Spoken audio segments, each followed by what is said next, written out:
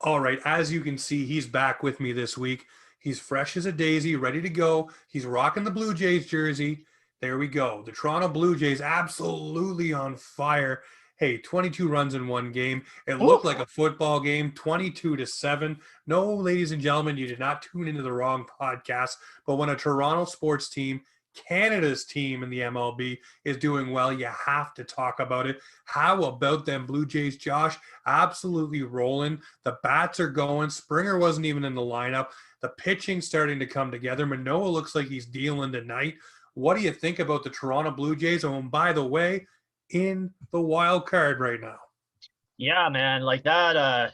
They had a 4-game series against the Orioles, and after the Friday one, I was a little bit scared. I'm like, damn, they just swept the Yankees in New York. First time in a while they've done that. They look really good. You had Ryu buying the boys Korean fried chicken. I don't know if you saw that story. That was hilariously awesome. That's great. And then they go in and play the Orioles, and they lose the first game. You have the Orioles manager just throwing chirps at what about that body check along the line? Yeah, the body. It was a weird Friday game, and then you know what? But even on the Saturday game, the Jays, they had to come back and win that game. They just absolutely, the bats awoken in the 6th inning of the second game, and from there they just did not look back. I think they put up like 11 runs, then 22 runs. I mean, I thought there was a mistake on my score app, because I'm looking through the scores and I see the Jays 22-7. I'm like, well, no, the NFL starts. I know the NFL starts today, but the Jays aren't an NFL team. But no, the Blue Jays outscored, I believe, 12 NFL teams. Yeah, that was hilarious to see that post. Yeah. So, it's crazy. I mean, I'm sure the Packers would have liked to put up more than 3 points, but when you put up a football score like that, especially in a baseball game, and you're making a wild card push, just absolutely phenomenal. When the Jays are going, it just brings the whole, not just the city, but the country together. And baseball is one of those sports where you can kind of fade in and out. Like when they were 9.5 back, I'm like, okay, yeah, whatever, man. I'm done with this team. Well, not done, but I just, I don't need to watch it. I don't need to watch every game, every pitch. I'll watch the Sunday afternoon, the Saturday night, the occasional weekday game. But now I got to watch it. I got the game on right now in the background. I got to watch every pitch. I got to watch every hit. I got to see what Charlie Montoya does to screw up the potential win. So I'm happy the Jays are doing good. They're a young team. Just ride it. Just keep going. Even if they don't make it at this point, at least they're pushing now. Like they're not out of it until the end of the season. I think Seattle's too far back to make this that close for them. So it's between the Jays, the Sox, and the Yankees. It's going to be really interesting to see how they finish this off. It's an absolutely phenomenal weekend by the Jays. And I'm including the Yankee series in that too, because to sweep the Yankees, that's amazing. To sweep the Yankees is beautiful. You look at the Toronto Blue Jays and what they're able to accomplish. And here's the thing. They're accomplishing this without George Springer, who's back, I do believe, tonight, but he's not 100%. So this gives them a chance to allow him to heal up a little bit. I think give him some games off here and there. But you look at the Toronto Blue Jays and you think this right here is what excitement is around this team. And I remember back when we were building the house that I'm in right now in 2015, listening to everybody go wild for Jose Bautista, Edwin Encarnacion, the Paradigm. Everybody was into it. It's back again. And here's a little fun fact. The Blue Jays are 30-15 since introducing the home run jacket. There you go. So I think the jacket has a little bit to do with what's going on with the Toronto Magic. Absolutely excited for what's happening with this squad. The one thing that I do not want people to lose sight of is that they are young. And if this does unravel, do not start booing and hating on this team because you were so excited and now it's taken away. This team may take a couple steps back and may not get the wild card, but they're showing everybody what they can be. And here's how impactful they are right now. During the Boston Red Sox broadcast, they were talking about the Blue Jays and saying this is a team that no one wants to face if they get into the postseason because of how their pitching is and how potent their offense is. Yep. And that is insane to hear them talk that glowingly about the Blue Jays, a team that really American teams don't really talk about very much outside of that they're playing them. So that was during a broadcast during a different game, and they're talking about the Blue Jays and how deadly they are. So enjoy it, folks. Breathe it in, enjoy it, take it for what it is. It's like when the Leafs got in the playoffs off Connor Brown. just Oh, enjoy it. oh yeah. Just enjoy it. The Blue Jays are so good. They had me watching a Boston-Chicago game on Sunday. That's how good the Jays are. And when the Chicago walked off Boston in the bottom of the ninth, I was like, oh, biggest White Sox fan right here. Let's go. I didn't even know who was up to bat because they both had socks on it. But I'm like, you know what? Let's go. Jays all the way. Push it. Tampa, we're coming for you. And Tampa's down 2-0 right now. There you go. There you go. The only bad news we got today is the Yankees did end up winning in extra innings. So hopefully the Toronto Blue Jays can keep pushing. They were down 5-2 at one point, came back, tied her up. Extra innings. It was final. It's all right. The Blue Jays can keep it rolling tonight against the Tampa Bay Rays, the best team in baseball. Odds-on favorite to win it. So if the Blue Jays can do a little bit of with the brooms just to that kind of team. Just hit the ball. Let's get it done. Just hit the ball. Speaking of getting it done, I'm going to throw a hot take out here. Obviously, for the city of Toronto, we're loving the Blue Jays, but the Maple Leafs have hit the ice. They started Dev Camp this week, but before we talk about Dev Camp and a few things that we want to talk about there, I want to throw this one out to you. Back in 2013, there was a goaltender with a huge smile on his face. Everybody loved him. The city took him in. He was one of those guys that you just rallied behind, got the Leafs to the playoffs, had a heartbreaking Game 7 loss. Now, they went out that offseason and picked up another goaltender, and it really messed with the chemistry. Really messed with that guy that was smiling so much, and it didn't work out too well. Fast forward, we have another goaltender that's very happy, very jovial. Everybody loves him, big smiles on his face, and the Leafs again lose in devastating fashion in Game 7, and now go out and get another goaltender. So for me, I'm wondering if history is going to repeat itself with Jack Campbell and Petr Mrazek like it did with James Reimer and Jonathan Bernier. You have a guy that carried the load for you, put everything out there that he possibly could, and how did the Leafs repay James Reimer? They went and got another goaltender, saying, well, maybe we don't trust what's there. So how did the Leafs repay Jack Campbell? You went out and got Petr Mrazek. Again, maybe not believing in the magic that was there, or maybe just wanting to have some insurance. We talked about how good it is to have a 1A, 1B, but then I thought about this, and I was like, wait a minute, this happened before, and it didn't work out too well. So I'm wondering this time, does history repeat itself and things fall apart, or is this the good version of the story where two goaltenders can work cohesively and things move forward? What do you think, Josh? I don't think they have an intention to run a 1A, 1B tandem here because you don't bring in a guy like Petr Mrazek to be your starter when you have Jack Campbell, who just had one of the best seasons of a Leafs goaltender ever. Sure, it was a shortened season. Sure, he played, like 22 games? But look at his underlying stats. Look at his averages. But he was hot all season. He had a phenomenal playoff run. He deserved better in the playoffs, especially with the type of numbers he was putting up. Mrazek is going to be a solid, like he's a little bit higher than a backup, but he's not your starter. And I wouldn't call him a 1B, but he's your, and he's not quite a safety blanket. Like he kind of falls in between, right? Like he's going to start games. He's going to go on runs where maybe he plays 3 in a row because Campbell's not feeling it. But Campbell is your go-to guy. He's going to be in the net opening night, barring injury, which hopefully doesn't happen. He's going to be the guy who is starting Game 1 for you when and if you make the playoffs. But Mrazek's going to be there too, so it's going to be a good battle. I don't think though it's going to have the same type of feeling as we had with Bernier and Reimer. That was kind of a weird situation, and it was a little bit different because Reimer got that team to the playoffs kind of single-handedly. And then they brought in a guy, hang on, let me finish. And then they brought in a guy who was statistically better than him and was poised to do better things in the future. Sure, it may not have turned out. They both kind of turned out to be 1B goaltenders anyway.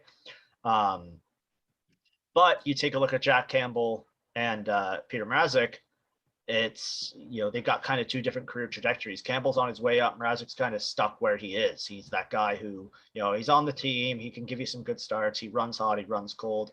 Campbell, he's looking to be like a number 1 goaltender. So I'm not too concerned about the whole power struggle in the crease and the whole situation where they may be butting heads and shattering confidences. Because I also think Campbell has the personality where he'll just take it as it is and accept the role he's been given. So if they tell him, look, Mrazek's going to run with this for the next 10 games, you just got to sit on the bench and, track the icings or whatever they do on that clipboard, then that's your job. I'm not too concerned about it, but I do feel better with the whole, with Mrazek being behind him than like an actual backup. Like say they brought in Reimer. I'm like, I don't know if Reimer can, carry this team for 10 games. I feel like Mrazek could do that. Yeah, we'll see where it goes. But the thing with this Leafs team is it's not going to live or die on their goaltending. It's going to live on their offense. So we'll see what happens with the goaltending. We got to play some games first. No, definitely. Well, we will see what happens. But to me, I just seen it and I was like, this has an undertone of something we've seen in the city before. And you know what? A good indicator of what's going to happen is you look at what the past is and it could set your future up. So we shall see. Well, let's talk about Dev Camp right quick. We do have Dennis Bernstein swinging by from the fourth period, Sirius XM. He's got a laundry list of things he's involved with. Obviously covers the LA Kings and knows Jack Campbell quite well. He actually is where I got a lot of my information from on Jack about being a starter before this all came to fruition. But let's talk about Dev Camp, or Haley Wickenheiser's lab, as they're calling it. For everyone, Nick Robertson stood out. You talked about Mikhail Abramov before we came on. Another guy is, I believe, what's his name there? Why can't I believe I lost his name already? What's his name there, buddy? You know what I'm talking about. Alex Steves, another diamond in the rough for the Toronto Maple Leafs. And a couple of players that she had pretty blunt, honest assessments of, including Nick Robertson. For you, what is your takeaways from this Dev Camp and what Haley Wickenheiser has been able to put out there for everyone to kind of chew on? Okay, so I got a hot take on Dev Camp. People can't read too far into this. They're saying like, oh, Alex Steves, he's definitely making the NHL in the next 2 to 3 years because he scored 4 goals in a game at Dev Camp. You know who scored 4 goals in a Dev Camp for a junior team? Me. You know who never played a game of junior? Me. So, maybe don't read too much into a development camp scrimmage. But the things we have seen were pretty positive. Let's keep the positive vibes going. Steve's looked good. His shots, from the highlights that were posted on Twitter, because the games weren't aired or anything, he looked good with Robertson. But Robertson is another level player at this Dev Camp. He was given the role of being a leader. I liked what I saw from everybody. But again, this development camp, they're used to kind of show these young guys, this is what it's going to take to be in the NHL. This is what we expect of you. These are your coaches. This is what you're learning. This is what our practices look like. These are the other guys you're going to be developing with. So anything taken away from this too seriously could be something that, kind of creates a false narrative around these guys. Like let's look at SDA, for example. He didn't do very well in camp. He did say after Saturday scrimmage that he looked pretty bad, but he did pick it up a little bit more. He's 5'10". He did put on a little bit of weight over the summer, but 75 points in 55 games with the OHL in 2019, 2020, and then he has a bad Dev Camp, and suddenly people are like, "Oh, this guy's a bust." Like, come on, get real here. So, well, I mean, you look at it like this. Yeah, it's stories like that, right? So I see what you're saying about these players, and obviously Dev Camp, you can't read too much into it, but you want to see guys that are prospects taking strides, and this is where you get to see them take those first strides against their peers. And obviously, like you said, Nick Robertson cut above the rest. From what I heard, though, for Steves, he looked like a man playing against boys out there. Him and Nick Robertson were just tearing it up, and the two of them together had huge chemistry. Yeah, I believe Steve scored 4 goals yesterday. Robertson set most of those up. So the chemistry was there. They know each other off the ice, but didn't get to play together very much or at all. And now they've gotten the opportunity, doing pretty well together. So I want to see what happens during the Traverse tournament and what goes on with these young guys and see from there. For me, I like the way Haley Wickenheiser isn't sugarcoating anything, letting these guys also feel what it's like to kind of be grilled in the media as well, getting the whole experience, talking about STA, saying he wasn't at his best. He's a player who needs to improve. He didn't do this. He shied away from physical contact, et cetera, et cetera. She was very detailed and very blunt in her assessment. Same thing with Nick Robertson. You dial it, turn down the intensity, do this, do that, and that's all said to the media, right? So it's all things that the media are going to chew on and then ask the player about. So it's the full thing. It's not just the on ice thing that they're working on. I feel like that they're also getting them ready for the grind that is the Toronto Maple Leafs in Toronto. When your play is not good, when you're not up to snuff, or you're doing too much, or you're doing too little, or even the good and the bad and the ugly, you need to be able to answer to it all. And I think Haley Wickenheiser put that out there, and I love that. I love the way that she's bringing these guys along, and I love the way the camp was run. Now I want to see what happens at the Traverse tournament. But here's the other thing. I love what I'm seeing around the team. I don't know if you've seen these ones, but all the veteran players are watching the dev camp guys from the dasher boards and watching what they're doing and just standing around the glass, and they're all taking it in and enjoying it. And then we get a little bit of a fun note. Josh Hosang riding shotgun to John Tavares, setting him up.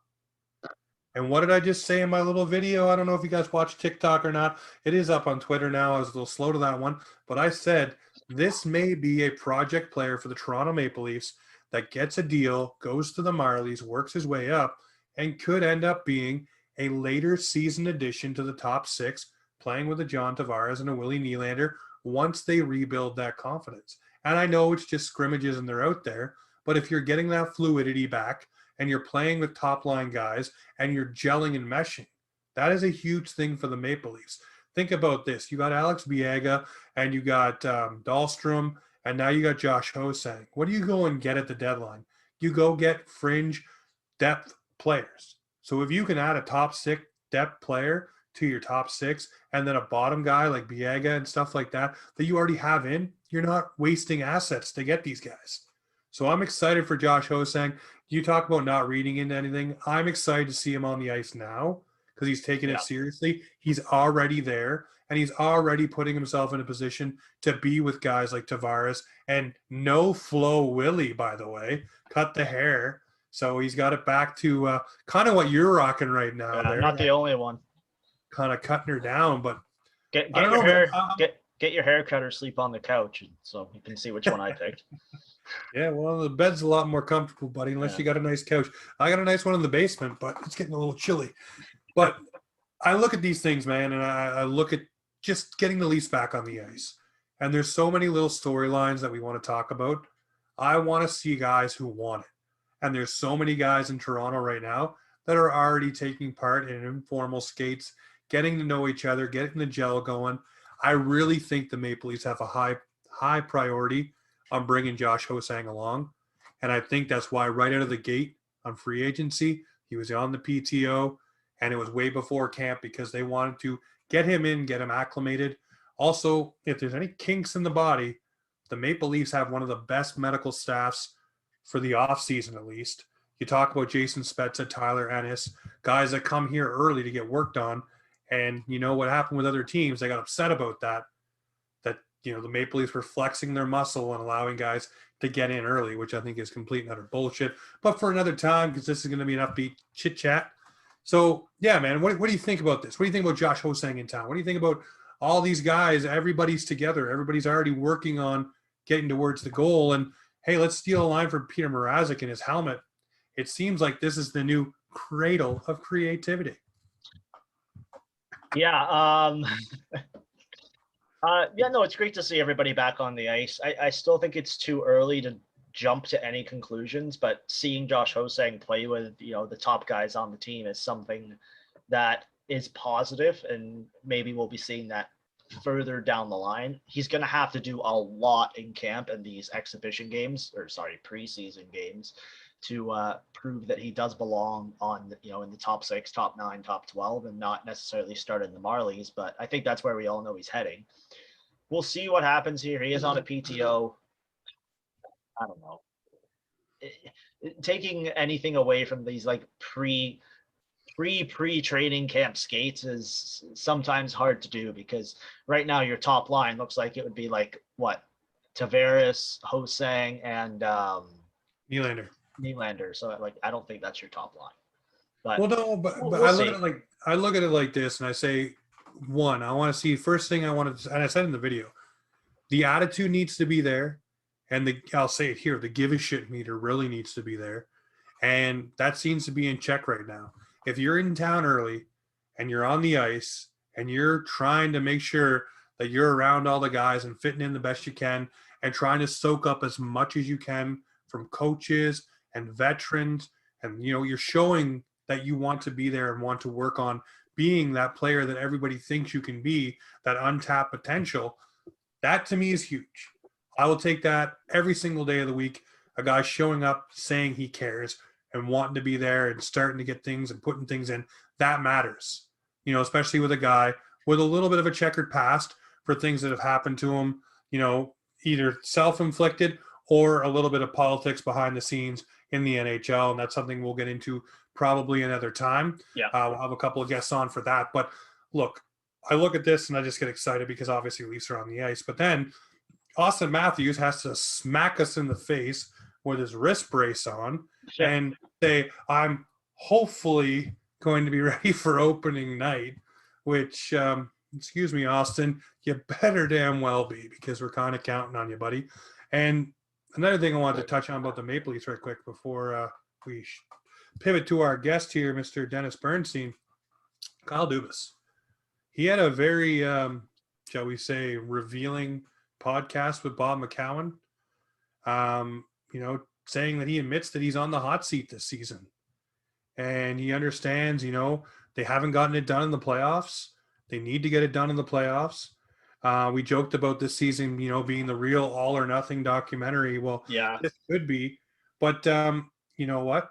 I like one of his quotes. I'm going to read it directly. Talking about the core group, which he has belief in. If I didn't believe in it, knowing the consequences to the team this season, we wouldn't have returned it. So obviously he understands that, hey, if we don't get it done this season, I'm gone. So knowing the consequences, he wouldn't have returned it. So obviously the belief is there. The belief is not just there from him. That has to be throughout the entire organization, because we know that Brendan Shanahan can definitely do the strong arm and get what he wants done with this organization. So I do believe that comes from Shanahan, Dubas, all the way through whoever you want to talk about, Gilman, Pridham, they're all on board. And that goes through the players. And then the last thing that I saw about the Maple Leafs before I let you jump in, because I keep putting up bullet points, was Tyler Toffoli seems to think that Jake Muzzin is the absolute linchpin to the Maple Leafs defense. He said as soon as Muzzin went down in the playoffs, they knew they were going to win. So that to me sends a message that, hey, the Leafs need to learn to move it along without Jake Muzzin when he does get injured, because I don't know if you noticed, but both playoffs so far with Muzzy, he's been hurt. Why are other players jumping in on the Leafs? I hate when teams do that. Like, stay in your lane. It's because the Maple Leafs are, I guess, but like they are the Mecca, man. But you can't tell me that for any other team, every other fan base, and I don't care who chirps me on this one because it'll come, but every other fan base always chirps the Leafs. Yeah. You don't even have to say anything to them. They just do. I could say something positive today about the LA Kings, and I'm still going to probably get 3 or 4 messages. 3-1. I made a nice video about the Montreal Canadiens and a nice video about the Ottawa Senators. What did I get? It was 3-1, bud. I wasn't even talking to you. I'm just doing my thing. But yeah, you want to come over here? It's the Maple Leafs, man. We come to expect it. It's a Toronto team. It's a Toronto thing. Yeah, those people need to go outside a little bit. But yeah, I don't know. I'm still trying to get excited for this team, and I'm getting there.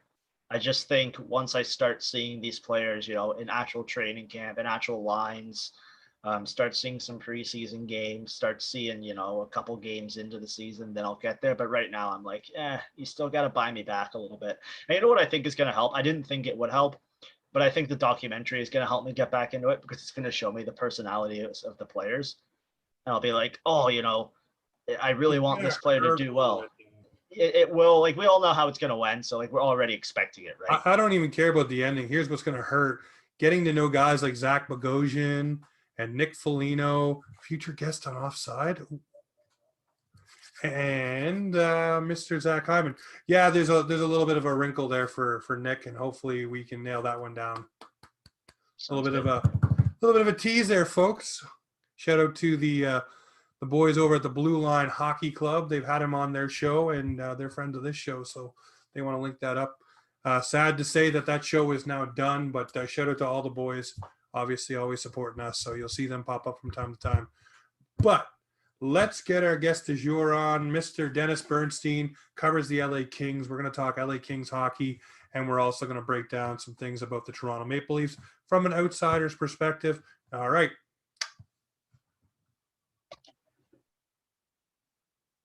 All right, so here we go. As promised, during the episode, we talked about Dennis Bernstein joining us. Here he is, the man of many talents. Been on a bunch of times before. Absolutely awesome to have you back. What's going on? How's the summer been? You ready for some LA Kings hockey? Summer's been great, boys. I'm definitely ready for hockey season for sure. I think it's about 31 days till opening night here in Los Angeles. They open on the 14th against Vegas, but I am ready and geared for a full season, 82 games, plus the playoffs of hockey after 2 tough seasons. Well, let me ask you that question. That's something that's been floating around with a lot of media people. We had that 56 game, I call it a snack bite kind of season, and a lot of people kind of like that.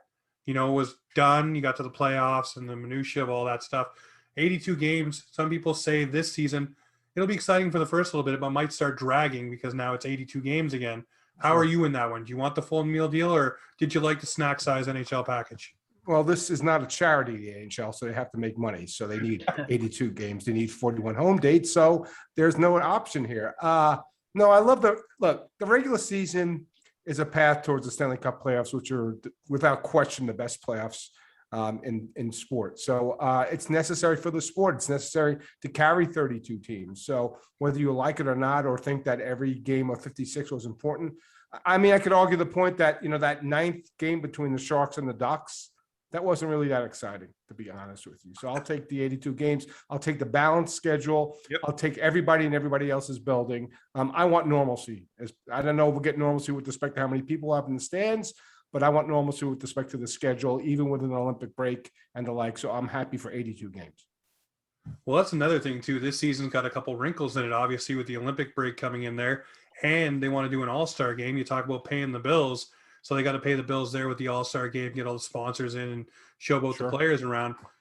Do you feel that's going to be a lot, especially asking the star players to go to the all-star game? And then, of course, the players want to go to the Olympics. But I think that might give a little burnout or fatigue on the other side of things going down the stretch run for teams. Well, I think it'll be a lot for teams like Tampa Bay and Montreal that ran the full gamut and went to the Stanley Cup Finals. So I think that's part of the challenge and the issue. For the lesser teams, maybe not. But hockey players want to play, guys. You know, when teams get eliminated, they go to the World Championships, right? Some of the players who don't get to the Stanley Cup, they're programmed and geared to play.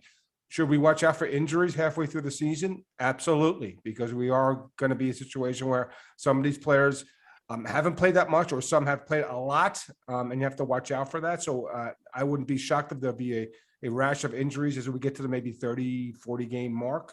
But I think it's necessary. Again, the NHL wants to get back to normalcy, and you do that through the outdoor games, through the Winter Classic, through the All-Star game, which I happen to enjoy the weekend. I get the game isn't really the best, and maybe it's outdated because the All-Star game was something back in the 70s when I was a young man. But I think it's all necessary to get back to some sort of level of normalcy with respect to this sport. Well, there's a couple of points I want to get to before we roll through the LA Kings and talk about the roster. I picked the LA Kings and the Philadelphia Flyers to be 2 teams on the rise and ready to assume their spot in the playoffs. Wondering for you, look at the LA Kings and what they've been able to add this offseason. The players that we've talked about a bunch of times, like Turcotte and the likes, coming up in Byfield, adding to this roster. And then, of course, what the Philadelphia Flyers did to shore up in front of their net and to move the give a crap meter a little bit over there. Do you see those 2 teams taking that step? Well, let's talk about Philly for a second. Yeah, they got the defense better, but you talk about in front of the net, but how about actually in the net? Like, that's the question. What's Carter Hart going to be this season? And you're right, he should, with the team better in front of him, he should be better. And I can't imagine that the team's going to go through another performance with a coach like AV back-to-back seasons. So I got to think they're going to be better defensively. But if Carter Hart's going to be an 880, 890 save percentage guy, then it's not going to make a difference. But with Ristolainen and with Ellis, who I really, really like, they should be better without question. Look, there's some big names on that on that roster, they should produce. They should have been the playoffs last year. They were just so atrocious. Like, they didn't have a chance. And I know the goalie wasn't great, but the guys in front of him weren't great. So it was a facelift. But again, I think with AV coaching, with better talent on this roster, but I think it comes down to the net. Like, if you believe that Carter Hart can get back to that 920, 925 percentage guy, then they should have a damn good team, and they're going to be in the thick of things. If not, then they're going to have a repeat performance of last season. With respect to Los Angeles, well, look, I asked Rob Blake the end of last season, the final meeting availability, if this roster was good enough. And he said it frankly wasn't to make the postseason. So what did he do? He paid Philip Danault $33 million for 6 years. He brought in Victor Arvidsson for 2 draft picks, and he signed Alex Edler later on in the free agency window. And they needed more established players. And you know, my take, and I've been critical of it. Look, the franchise has been nobody's been more patient than the Kings waiting on these players. And you'll see it when it comes to, when you probably look at rosters opening night. I don't think Byfield or Turcotte's going to be on the team. And so you're asking the fans to be very, very patient. This is the 5th year of Rob's reign as general manager. The first year he had Dean's team, made the playoffs, got swept by Vegas, hasn't made it for the last 3. It's time. And to me, I know that people fawn over the prospects and they talk about how great the talent pool is. You know, if I'm a fan, I want my team to be at the bottom of the prospect list, not the top, because it means that you stink and you've been drafting high and you have all these prospects. At some point in time, these prospects have to pay off. And I think that Rob's patience wore a little bit thin when he saw that Gabe Velarde didn't really deliver as promised last season. He had to go out and get Phil Danault to play 2C to help out Kopitar with big minutes. Now, eventually, I assume Danault would be a 3C. I know they represented him as a 2C, and that's what they told him, so he signed here. But I think at some point in time, and probably by the time you look at it midseason, because Turcotte got a sideline with appendicitis at the development camp, so he should be ready for the season, but he probably starts in Ontario. They're clearly not going to rush Quinton Byfield. So he played 6 games last year. I saw him live. He fits in. He looks like an NHL player. He's big. He's fast. Can he adjust to the NHL game and life? That's the the $6 million question. I'm not really sure. So they're going to take their time with these 2 players. They're going to probably start in Ontario, but they should be able to be on this roster, because when you look at the roster guys and you look at the over and under that Vegas is set, they're talking about 85 points, which even in a bad division, it's not going to make the postseason. So that's the question. Like, at what point in time do you make the postseason? I think time is of the essence here. And I think that they'll be close, because I think if you look at the divisions, guys, Pacific is the worst division in hockey without question. And they have an opportunity to make the 3 seed. So should they progress? Yes, they should not be 14 points out of a playoff spot by the time the season ends, where they were after 56 games last year. So to me, I think success for this team certainly would be the postseason berth, but I think they have to be playing important games at game 60 and 65. Look, if they miss by 5 or 6 points, that's fine. I'd like them to be in the position where we can talk about them adding at the deadline, not trading away players at the deadline. I think that's the progression you need to see. I think you'll get it because of the additions of these veteran players that we talked about, the 3 veterans, and hopefully some help from the prospects. But again, if Dustin Brown is your leading goal scorer this season, then it's going to be a tough season. And I love Dustin. I know him personally, and he had a great season last year. But you have to have some of these players progress and take over from the veterans, because they've sold a lot of tickets off the backs of Brown and Kopitar and Doughty and Quick, but it's time for the next generation of Kings to take place. So I think they'll be in a mix for a playoff spot. So I don't disagree with your prediction that the Kings should progress. But at some point in time, in a market like Los Angeles, where you have the Dodgers winning championships, I'm a season ticket all for the Rams. They started great last night. You have the Lakers winning perennial championships. They don't want to hear about 3 years from now. They want to hear about now. So I think it's incumbent about this team to win. Plus, I think Rob is in the last year of his contract as general manager. So at some point in time, you need that payoff. So while the future looks bright, it's time you started talking about the present in Los Angeles. And I think that's the question mark as the season starts. I look at the LA Kings, and you talked about Quinton Byfield, and everybody's mock lineup so far. I'm just looking at the athletic one right now. They have Quinton Byfield penciled in as the 3rd line center, playing with Dustin Brown and Trevor Moore. Wondering what your feeling of that would be if the LA Kings did run that. You kind of get to shelter him on that 3rd line. I know traditionally a 3rd line is a checking line, but that would give him an opportunity to play with a guy who led the team last year in Dustin Brown, and kind of a workhorse in Trevor Moore. Know him a little bit from the Maple Leaf days. What do you think of a line like that for Quinton Byfield? Or is it first or second line bust? That's all it can be.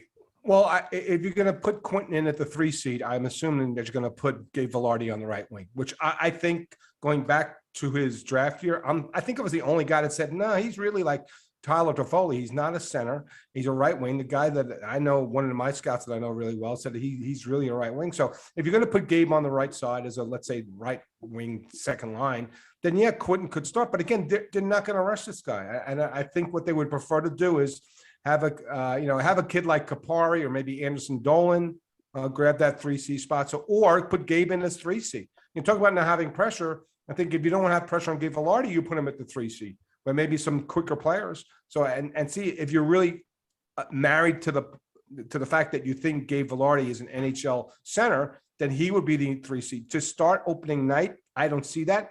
At game 30 or 40, could Quentin be the 3C? Yeah, he could be. And again, they don't want to rush him. They don't have to. And at some point in time, if Quentin plays better than Phil Dureau, is more productive offensively, yes, so what if you have a $6 million third line center or $5.8 million third line center because Quentin's on his entry level contract. So it's a combination of all the money, not just one particular player. Because I think what they want to have happen, obviously, is before Kopitar's contract runs out, he's got 3 seasons left. You'd want Q in that second line center and have Phil play a third line center. And I think you'd have a really strong center down a really strong center contingent that would not rival maybe Colorado or Edmonton, but certainly would be one of the better ones in the West. For sure. Another player I want to ask you about, obviously, is Elias Anderson. Very high on the New York Rangers staff. Obviously, that didn't work out. Came over to the LA Kings. Do you see him being a roster player for the LA Kings, or is there still a lot of development that needs to happen with this guy? Because, again, that's another player I'm seeing when doing this setup for this interview tonight is people have him penciled in as a roster player for the LA Kings. Well, they've invested a lot in this, right? They gave up a second round pick for Elias, and they like his grit. They like his smarts. They like his determination. He's quick. So, yeah, I would think that Elias is probably, depending on the matchup, he's either going to be a scratch one night or, maybe he's in that fourth line combination. Maybe, you would spell, let's say he would spell a guy like Brendan Lemieux. They don't have a lot of toughness. They let McDermott go to the expansion draft to Seattle. He want to go into Colorado, but I think that would be a player where I think he could spell Blake Lizotte. But yeah, I do see him on the roster at this point in time, and he is not waiver exempt. So I think that's also a key as well. If they expose him to waivers, I assume a team would pick him up. So they do like him. They like his grittiness. They like his toughness around the net. And he gets some scoring touch. And they haven't, like I said, they have an investment in that player. So I would expect him on the opening night roster, and some nights probably playing in favor of a guy like Lizotte or Wagner. What can we expect out of Jonathan Quick this year? Because they don't, like Kyle Peterson, he's a decent goaltender. Jonathan Quick's getting up there in age. If Quick isn't the guy that the Kings need him to be, does he have a safety blanket behind him? What are your thoughts on that? Well, they have some goaltending depth, right? But I think that Jonathan Quick is, if Jonathan Quick's playing more than 30 games this year, I think the team's in trouble, to be honest with you. If you look at all the advanced statistics on John, look, love the player. He's a warrior. His number will go to the rafters when he retires at Staples Center. He's won a Conn Smythe, but when you look at the numbers, .898 save percentage, .286 goals against, and you look at, if you go behind those on the analytics, he did not have a good year.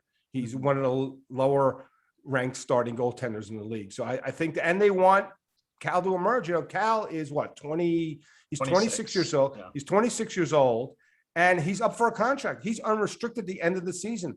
They're going to give Cal the shot to be the number one. He should be the number one. They could look at some of the guys in the system like Matt Villalta and Parikh, but I think that this is the tandem you're going to see in the season. And if I was them, I would probably want Cal playing probably 50 to 55 games and having John play 25 or so. I think that's the right combination for at this point in time, because if John Quick's going to be the starter, then Cal's not going to be here at the end of the season. He's going to move on. There are discussions about extending him. I think he's got the goods. I like what he did. Not last season, because last season was just, the end of last season, it was really ugly for the Kings. the way they were in the race, but 30 games in, and they really backed up the last 26 games or so. But they want Cal Peterson to be the guy. That's the expectation. I think he's going to get the lion's share of the work in LA this season, and he'll be playing for a contract to also some extra motivation from Josh. Yeah, for sure. Whenever I look at the Kings goaltending, I always worry a little bit. Like, I want the Kings to do well. I lived in California for a little bit, so it's always nice seeing those teams do well out there. It's an Olympic year, so I take a look at a player like Drew Doughty, who he loves being at the Olympics. We know he likes to be there. He does well when he's there. Will that kind of give Drew Doughty a little bit of a kick in the ass this year to, you got to prove yourself to make yourself on this Team Canada? Because a lot of people say, he's a solidified defenseman on that team. But, times have changed since they've last been to the Olympics. So what can we expect out of Drew Doughty this year? I think Drew's going to be super motivated because of what you mentioned, all the media criticism about him. Like, some people had the Canadian Olympic team and don't have Drew on the team. Like, yeah. and Drew was I personally don't. I think if he's on there, he's on the taxi squad. Okay, well, and maybe it's a reputation thing, but we'll see. We'll see how he comes out of the box. And, at some point, Drew and Kopitar last season were pretty vocal with respect to them needing to improve the team and not through prospects. Yeah. I think the veterans on this team, to be totally frank, are tired of hearing about the future's bright, and they wanted established players like Deneau and Arvidsson and Edler to come on board. Certainly, they want to see these kids succeed, but it's you're tired of hearing the talk about that. So I think with respect to Drew, it's going to be a motivating factor. They still don't really have a true number one to play with Drew, right? I might be Mikey Anderson one night. Mikey Anderson, loved the player. He was on my fifth place ballot for Rookie of the Year, but he's not a number one defenseman. Alex Edler, 10 years ago, was a number one defenseman. Some nights he probably will be a number one. So that's part of it. But I think Drew's going to be super motivated here. But this team really has to put up a shot because all the questions about revolving around Drew, where he says he's tired of losing, not making the playoffs is old. Like, if they come out of the box slow again this season, then how's Drew going to react? So I think that what insulates the team on that is that Drew's also playing for an Olympic berth, I believe. So, and I think he'll get there, Josh. I think that he'll make the team. It depends how he plays in season, because you look at that, and it's a monster lineup, obviously, the Canadian Olympic team on the blue line. But I think Drew's going to be motivated. I think the veterans do like the additions that they made with respect to the established players. And I think they see an opportunity to make the postseason. So I think it's a really pivotal season for Drew, because if they're not close to a playoff this season, like, then what's Drew going to do? Like, you always hear about him talking about how he wants to get back to the playoffs and he's tired of losing. Like, does he tap out? Does he say, okay, I love living on the beach and I'll waive my no movement clause to move to a contender? Or I think that it's a prove it season in a lot of ways for this organization. I think for Drew as well. And just to loop it back to Jonathan Quick, if he starts the season hot, do you think we could see him maybe in on the Olympic team for the USA, or is that kind of behind us? He'd have to be really hot, to be honest with you, Josh. I think clearly Connor Hellebuck would be the guy. 100%. Yeah, but look, John's reputation, he's a big game goaltender. If he comes out of the box hot and he's 10-2 at the All-Star, break, or when they name the teams, could that happen? Yeah. I don't think John's worried about that. I don't think that, knowing what I know about that player, sure, he'd love to play for his country, but he'd be happy to stay home as well at this point because he's got nothing less to prove. And that's some of these players. They really have Brown, Kopitar, Quick, Daddy. What do they have left to prove? They want to keep playing, obviously, and still want to be winners. And you don't like to go into a losing room every night, but they have a little to prove. So with Quick, he would have to have an immense start to the season to think that he would be on the Olympic team at this point in time. But you never know. I want to ask you, obviously, we just touched on the D. I'm talking about, another number one to play with Doughty. That is one glaring thing that I see that needs to maybe be upgraded here. You look at Mikey Anderson, Alex Edler, Sean Walker, Bjorn Foote, and Matt Roy. They're not exactly names that scream off the page. And you talked about Mikey Anderson, night in, night out, might not be always that guy. Edler's getting up there long in the tooth. They brought him in, I think, for name value at least, and he can still play serviceable minutes. To you, do you think the LA Kings upgrade this blue line before the season starts? Or is that going to be, hey, if we're hot and we're rolling, maybe we'll add somebody towards the deadline? Yeah, I don't think they're going to add it. I think that what you see is what you get with respect to the roster for at this point in time. And they keep talking about trending for that top pair defenseman for Drew. And I look around and I don't really see the player who's available. Like, right, Zach Werenski signed. I don't think Jacob Chicken is being traded out of Arizona. I don't think Darlene or Powers being traded out of Buffalo. So who's that player? Like, they keep talking about him, but I don't know who he is. And I don't think any of this talent that they have in the system is going to develop. I saw Brent Clark in development camp, and I love Brent. He can skate like the wind, but he's a right-handed defenseman. So there's really not that player. So I think that the add to this team depends on where they are at the trade deadline. But I think what you see is what you get to with the defense. There's not a lot of size on this defense either. So I'm glad they added Edler, who does have some size. But these are still, look, Bjornfot's still a kid. He's 20 years old. Mikey's 22. But they're, 5'11", 6 foot tall, 195, 200. Look at Tampa Bay. They got big, and aside from Hedman, they got big freaking defense. And look at Dallas. Look at the size they have on the blue line. So I think that's one of the issues with this team is that they don't have a lot of size on the blue line. They have some requisite skill. Toby Bjornfot's a former first-round draft pick. He's not Cale Makar or Quinn Hughes. But I think that this team will be challenged to produce offensively unless Drew has a big year on the blue line. And I think some nights against a bigger team like a Dallas or maybe a St. Louis or Colorado, they'll be challenged defensively because they don't have a lot of size on the blue line. So the other thing, well, you just quelled it right there. You pretty much nipped the next question in the butt. I'm seeing a lot of chatter about Jack Eichel coming to the LA Kings, either the Kings or the Vegas Golden Knights. And you just said, you think this team is pretty much set. From what I am reading here, if it's to be believed, is the 3 or 4 players of whom we're expected to make a push to make the Kings opening night roster. One of them was from this past season, not Quentin Byfield. Do you see the LA Kings moving the draft capital and then players on top of that, probably a roster player, to get Jack Eichel when you just talked about the patience they put into these players and the time they spent developing them? Especially the one factor to me that tells me they're not going to trade for Jack Eichel is they gave Phil Deneau a no movement clause, right? So who are you going to move out? So you're going to have Deneau at 5.5 million, Kopitar at 10, and Jack at 10 in the middle. The math doesn't work, and that's the one thing, guys. See, going into this offseason, I said it was like a double barrel shotgun approach. Rob Blake had cap space and he had draft capital and prospects. Okay. Yep. Guess what? He shot one of the chambers is gone. Like, they're a cap team. They're within $3 million of the salary cap. I don't see how you could make that trade. But Deneau, guys, is Phil Deneau going to waive to go to Buffalo? No, probably not. That's a pretty good bet that I say he would not. So where do you make room for Jack Eichel? Like that I don't see it. And they love Quentin Byfield and suppose he's an untouchable. Plus, the thing with Jack is, like, what's going on with us? I know that Pat Brisson, and I know Pratt, he's one of the best, if not the best agent in the world. And he could probably move the needle, but Jack's still not healthy. So look, could the Kings trade for Jack Eichel because they could probably wait 2 months for him to be ready because they're not a true contender?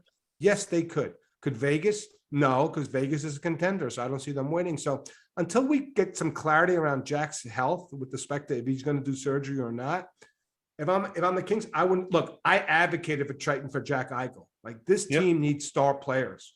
They need to sell tickets. Like, if they don't start well, I'm concerned about what kind of attendance they'll draw in Staples Center this season, because people just don't want to hear about prospects anymore.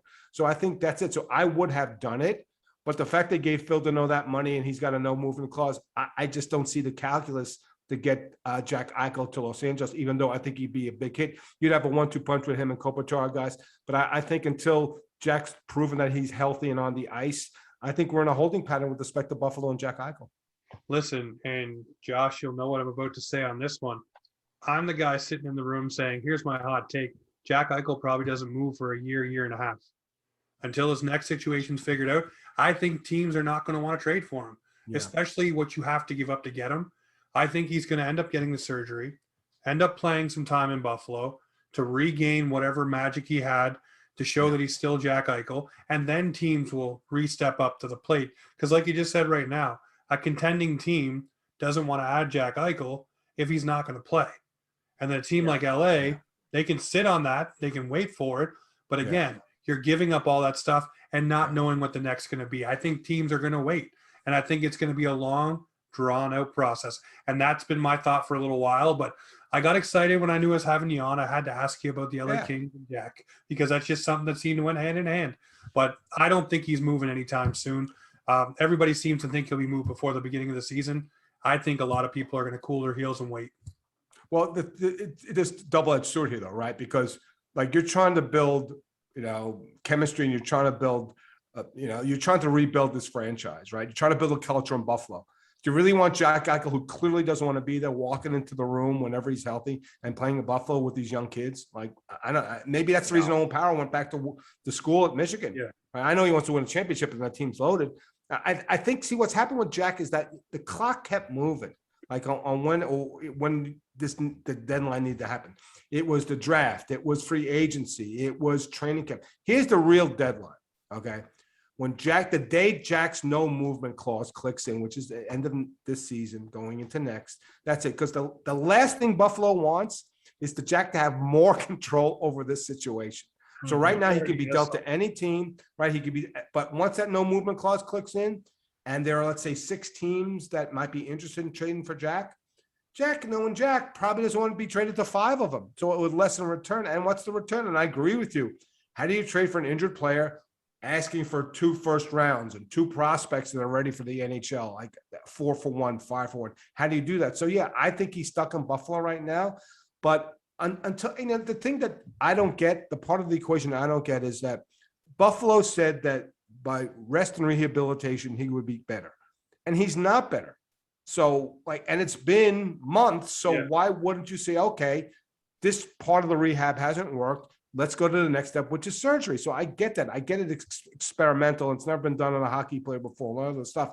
But clearly this path to rehabilitation hasn't worked. So it's just a mess. And I most times I go on when I talk to Sabres podcast or on Buffalo radio or whatever, I always say, God bless Sabre fans, because they're up against it. It's just a mess up there. And hopefully, I like Don Granato. They've got a lot of young talent up there, but they have to figure this out at some point in time. It's going to linger over this team like a cloud. And maybe they're shooting for the first, or maybe they're shooting for, Shane Wright and Connor Bedard in the next 2 drafts or whatever. But it's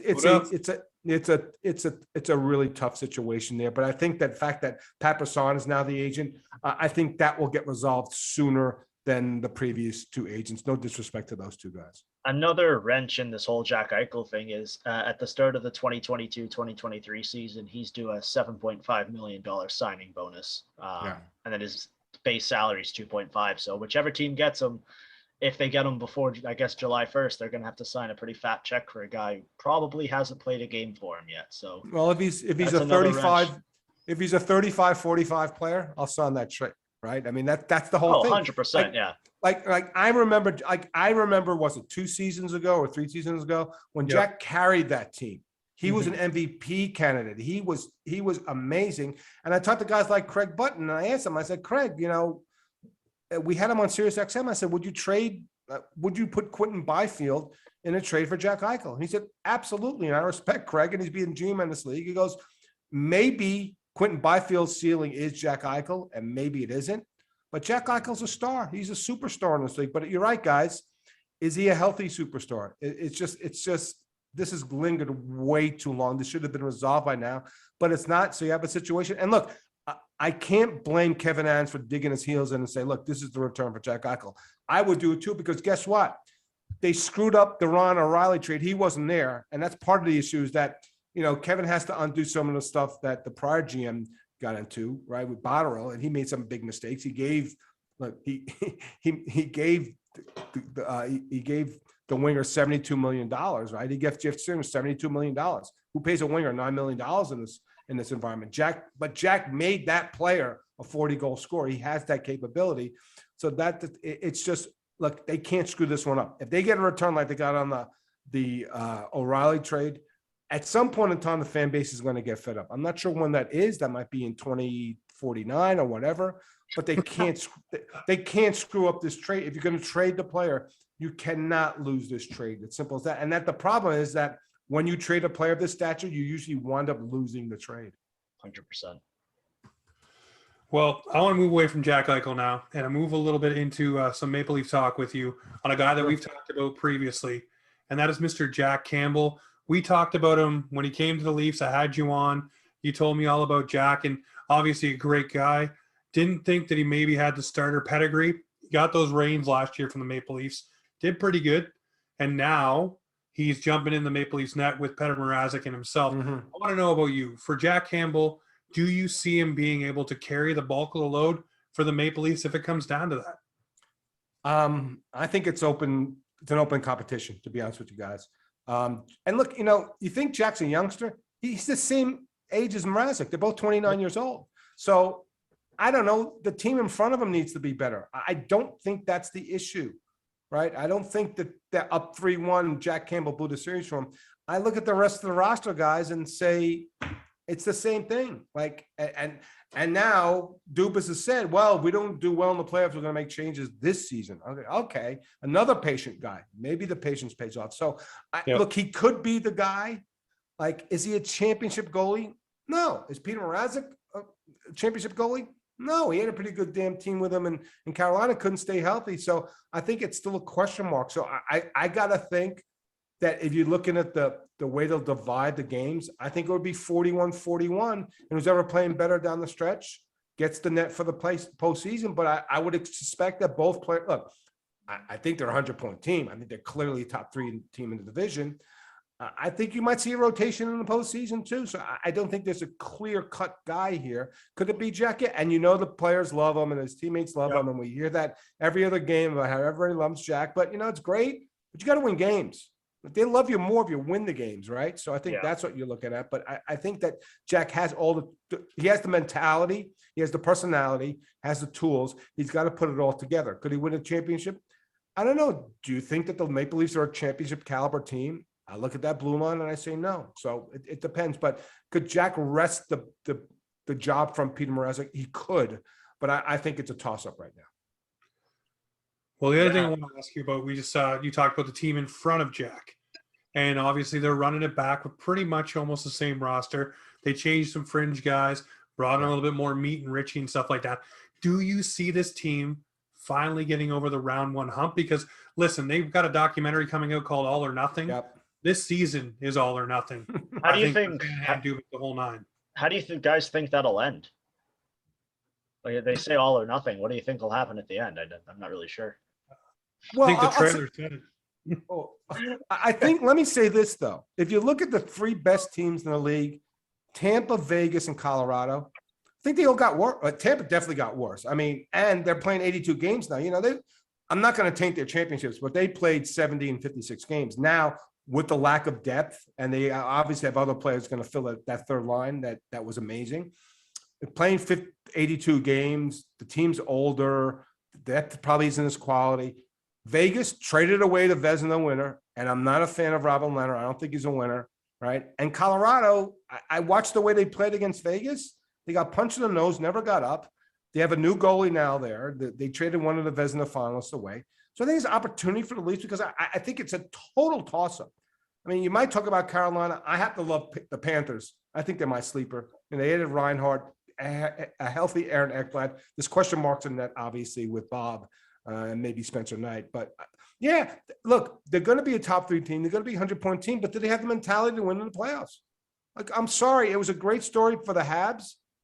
There's no way they should have lost to that. No way. Like, no way. They weren't the better team. It wasn't close. And so that's the question. Do they have the mentality to play Stanley Cup playoff winning hockey? They don't. They haven't proved themselves. And I love Austin Matthews. And I love Mitchell Marner. They're excited to watch play. Are they winning teams in winning time? Are they winning players in winning time? I don't know. Like, they can't. I mean, if they went out in the second round, you could argue that's progression because this team never wins a playoff round. But it's not progression because you look at these names, you look at the money. I just think it's their approach. I like the coach, but when push comes to shove in the spotlight, do they deliver the goods? They haven't done it. So to think now they're going to go from what happened last season to win 4 rounds, I think it's a stretch. But I do think there's an opportunity because I don't see it as much as people might like Colorado. I picked them for the Cup last year. I don't think there's a clear-cut favorite this year. I think there's so much balance in this league right now. And like I said, I think the best teams got a little bit worse. So there's opportunity for the Leafs. But again, I'm not sure that changing the bottom six is going to change anything, or putting Nick Ritchie on the second line left wing is going to change everything, because I watched them play for Boston and they went out in the second round against the Islanders. I think that, look, if they played the first or second round against the Islanders, I would certainly pick the Islanders. Right, that would be the team I play. But again, there's so much talent on this team. Can they put it all together? They swapped out some older guys from some younger guys, whatever. Now you got Michael Bunting, who scored like not 20 goals against the Kings last year, which is great. But I think that it doesn't matter what they do in the regular season. It really doesn't. They could win the division. They could finish third, whatever. Like, you know what, you know when the season starts for the Leafs? Game 83. Yeah. The first 82 won't mean anything. Just got to make the dance, and then everything else after that. Yeah, that's when the season starts for them. Dennis, I got one last Leafs question for you. I give you $50 and I say, okay, here's a prop bet. You got to pick one. Austin Matthews over under goals, and the line is 49.5. Are you taking the over or are you taking the under? I got to take the under because I don't know what his wrist is like now. And I Right, say he's going to be okay. fine for the regular season. If I knew he was healthy coming in, I'd say over. I think he's such a dangerous goal scorer. He's smart. He knows how to get in position. He's still fast. I love his shot. So yeah, if I knew his wrist would be healthy from game one on, and he was 100%, which I'm not sure he would, because look at Sid Crosby, same thing. And who knows how long it's been lingering. Mhm. So I would have to bet the under, but if he was totally healthy, let's say he's totally healthy, plays through the season, and next season you want to give me that over under, I think over, because I just think I think the world of Austin. I think he's a great player, and I think he's, if not the most dangerous goal scorer in the league, he's one of the top three. Okay, I'm going to place that bet then, and if I lose, I'll send you the invoice. Okay, you can do that. I'll split it with you. I'll send you 25 back, American too. Sounds There good. you Sounds go, there good. you go. I got one last one for you before we let you go tonight. Obviously, I want to ask this question. Biggest story for you that no one's talking about in the NHL this season, Dennis, is what and why are we not paying attention to it? I just think that how a team's going to adapt to playing 82 games again. Like, it's been 3 years, right? I mean, I think that's it. I think how do teams, play with, and we're still in the COVID, we're still dealing with COVID. So when somebody tests positive, we're not going to have taxi squads. Like, how's that going to handle? So I think that playing under the guise of COVID, and playing an 82 game schedule that we haven't had, the older teams, like, how are they going to handle it? Are we going to start seeing stuff like the NBA where you rest, hockey players don't want to rest. They hate it. They take offense to it when you sit them out. But do we finally start seeing stuff where you have superstars like an Austin Matthews, let's say, or a Kopitar here in Los Angeles, who's 34 years old? Might you sit guys out occasionally? Have a rest. Like, if you're playing back-to-back games, sit them out a second game and just rest, right? Because when players don't play, everybody runs and like, what injury do these players have? So I think it's how these teams handle a full schedule with full travel. Remember, teams, especially here in the West, they had the luxury of not really, the Kings didn't travel past Colorado this year. Now they're going to go cross country. So I think just back to the full schedule, the full travel, with the Olympic break, mixed in as well. How these teams going to handle a full season once again. Well, I'm looking forward to the full season, looking forward to getting you on maybe through the midway point, but thank you as always for being so generous with your time. And I love your insight on the LA Kings and of course around the league as well. Thanks, boys. Appreciate being on Offside Hockey Talk anytime. Happy to talk to you. Thanks a lot. All right. Well, guys, this has been Offside Hockey Talk, where hockey comes to talk.